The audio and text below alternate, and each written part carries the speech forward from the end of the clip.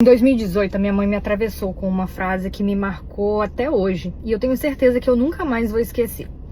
Eu estava prestes a ir a um retiro espiritual que eu tinha muita convicção de que ia mudar muito a minha mentalidade, a minha forma de enxergar a vida, que ia me curar de dores emocionais que estavam acabando comigo. E eu lembro que um dia antes de ir, eu falei com ela, mãe, eu não vou. Eu não vou porque eu não acho que é o momento de ir. Eu não vou porque eu não tô sentindo, porque eu não tô...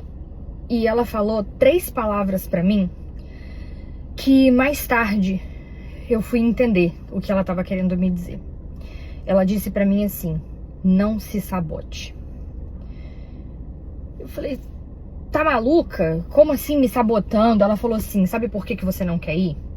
Porque você sabe que você vai viver uma transformação lá e depois você não vai poder mais olhar as coisas da mesma forma. Você não vai poder mais ficar adormecida pelo desconhecido, pela ignorância. Você vai precisar agir, você vai precisar ser diferente. Eu sempre respeitei muito a minha mãe e eu sempre ouvi muitos conselhos dela, mesmo que aquilo momentaneamente não fizesse sentido pra mim. Fez. Só que não da mesma forma madura e esclarecida como faz sentido pra mim hoje. Mais tarde, eu fui atravessada, mais uma vez, por esse medo de dar certo. Até que eu me deparei com esse livro aqui. Ele chama O Medo de Dar Certo e ele foi escrito por uma xará, a Natália Souza. Quando eu fui à livraria e eu bati o olho nisso aqui, eu falei, eu acho que esse livro é a minha cara. E eu preciso mais uma vez me deparar, me debruçar sobre esse medo, sobre esse receio, sobre essa autossabotagem que tem travado e atrapalhado algumas coisas na minha vida e que, sinceramente, quando você pensa apenas de uma forma racional, ele não faz sentido nenhum. Como assim tem medo de dar certo? Como assim eu sei que eu tô prestes a viver algo muito bom e eu evito, eu obsto simplesmente porque eu tenho medo de ser bem-sucedida, eu tenho medo de ter um bom relacionamento, eu tenho medo de ter dinheiro, eu tenho medo de alcançar espaços de maior sucesso? Como assim? Isso é o que todo mundo deseja, isso é o que todo mundo quer. E lá atrás, eu fui naquele retiro. E eu vivi uma das melhores transformações que eu podia ter vivido na minha vida. Foi quando eu fui batizada pelo Espírito Santo pela primeira vez. Foi quando eu senti uma das conexões mais verdadeiras com Deus que eu já tive, uma das experiências divinas mais transformadoras que eu já vivi. E depois daquilo, eu passei a carregar o não se sabote da minha mãe para muitas coisas.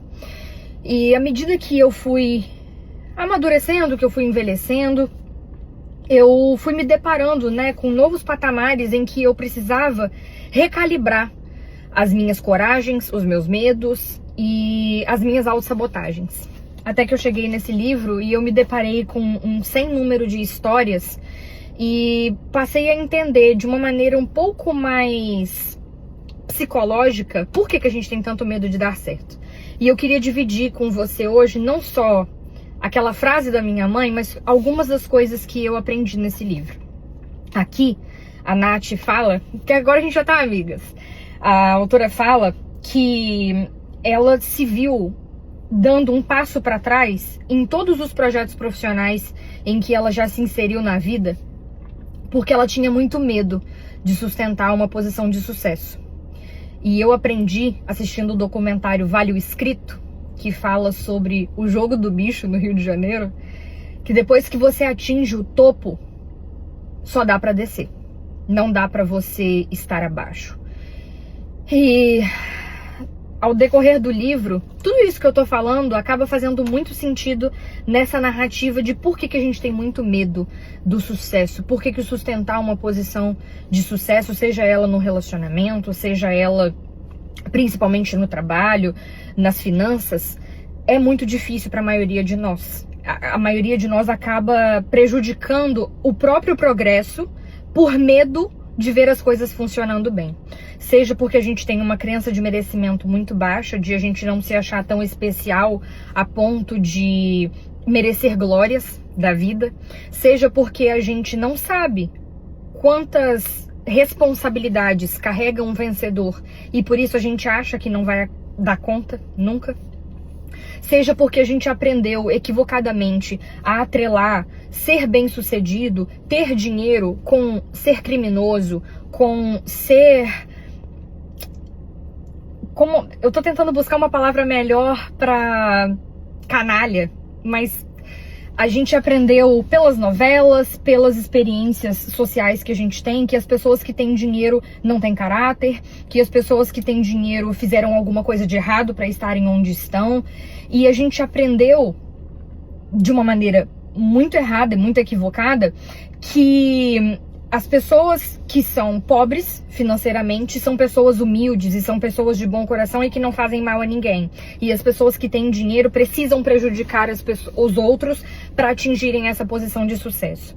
Mas a verdade é que existem pessoas boas e ruins em qualquer esfera, com ou sem dinheiro. Só que a gente aprendeu inconscientemente a atrelar dinheiro a mau caratismo, a gente aprendeu a isolar e a tornar distantes as pessoas que alcançam patamares de maior sucesso, e quando a gente se vê querendo atingir uma determinada posição hierarquicamente maior daquela que a gente ocupa, hoje a gente fica assim, poxa, mas eu vou perder a minha família, mas eu vou perder os meus amigos, porque quem tem dinheiro não tem isso. Porque as pessoas que são bem-sucedidas profissional, financeiramente, não são pessoas de bem. E são conceitos que não fazem sentido nenhum. E por vezes você tá aí cheia, preenchida daquele sentimento de que você nasceu para fazer coisas grandes, de que você tem muita capacidade, de que você pode ser contributiva ao mundo, de que você pode ter uma vida de muito mais sucesso profissional e pessoal do que você tem hoje, mas você ainda está alimentada desse sentimento de que você não pode e não deve ocupar esse lugar, porque esse lugar é feito para pessoas ruins. E você não quer ser uma pessoa ruim. E a autora discorre vários exemplos de quando a gente é criança e depois, na vida adulta, passa a replicar essas dezenas e às vezes milhares de crenças negativas a respeito de ser uma pessoa bem-sucedida, o quanto as nossas relações familiares, por vezes ver o nosso pai e a nossa mãe trabalhando muito e tendo pouco tempo para a família, faz com que a gente ache que o trabalho afasta as pessoas. Faz com que o dinheiro, a gente imagina equivocadamente que o dinheiro segrega as famílias, sendo que na verdade o problema estava só no desbalanço, não estava no dinheiro em si. Estava na forma como as pessoas conduziam aquele dinheiro. A autora também cita exemplos aqui de pessoas que podiam alcançar melhores posições dentro da empresa em que trabalhavam, mas sempre prejudicavam aquela mudança, aquela melhoria, porque aquilo estava atrelado a algum trauma infantil de o pai ou a mãe ter falado algo negativo a respeito da capacidade de realização daquela, então, uma criança e agora um adulto. Então a autora propõe uma série de apontamentos e circunstâncias em que a gente vai se alimentando desse medo de ser bem-sucedido, desse medo de dar certo, e o quanto a gente precisa urgentemente se livrar disso para conseguir alcançar esses espaços, não só que a gente pode, mas que a gente deve, porque é uma forma de você contribuir ao mundo sendo muito bom e muito bem reconhecido por aquilo que você faz. Eu não sei se você tem o hábito de ler, se você gosta, mas eu acho que na vida a gente tem que fazer inclusive coisas que a gente não gosta. Eu te recomendaria muito a leitura desse livro, se essa conversa faz sentido pra você. Ele foi muito bom pra mim, ele se atrelou a outras situações da minha vida em que eu já tinha passado por esse tema, por esse assunto, e eu acho que é de um extremo crescimento a gente conversar sobre esse medo, até então sem sentido, que muitos de nós temos de dar certo na vida e acabar nos sabotando para não alcançar aquilo, simplesmente porque a gente tem crenças muito fortalecidas de que pessoas que têm grana são pessoas ruins, de que pessoas profissionalmente bem-sucedidas não têm caráter, e isso tem feito com que os nossos sonhos fiquem enterrados. Aqui no final do livro, a autora dá alguns... Essa aqui é ela, inclusive. Oi, Nath. Ela tem alguns lembretes para quando ficar difícil sustentar toda essa coragem de dar certo. E eu queria ler algumas dessas aqui para vocês. Por exemplo, a primeira. Daqui a 100 anos, ninguém que você conhece estará aqui para julgar você. Então aproveite o seu tempo. Isso é sensacional. Você acaba tendo muito medo de ser julgada pelas pessoas, mas na verdade você também, além de julgar todas as outras pessoas o tempo todo, também é alvo de julgamentos o tempo todo. Por pessoas que te amam, por pessoas que não gostam de você, e no fim das contas, a opinião do outro não vai mudar. Você continua sendo o personagem principal da sua vida. Ninguém vai lamentar tanto quanto você o seu sonho perdido. Então lute pelas coisas em que você acredita. A maior parte das pessoas que julga a sua forma de falar, de se colocar e de acreditar, está julgando a si mesma. Não dê tanto poder a elas. E ela continua descrevendo algumas outras lições, alguns outros lembretes para quando você sentir que você tá se sabotando, para quando você sentir que você tá forçadamente dando um passo para trás, tendo todas as condições de dar 10 para frente para vencer, para melhorar.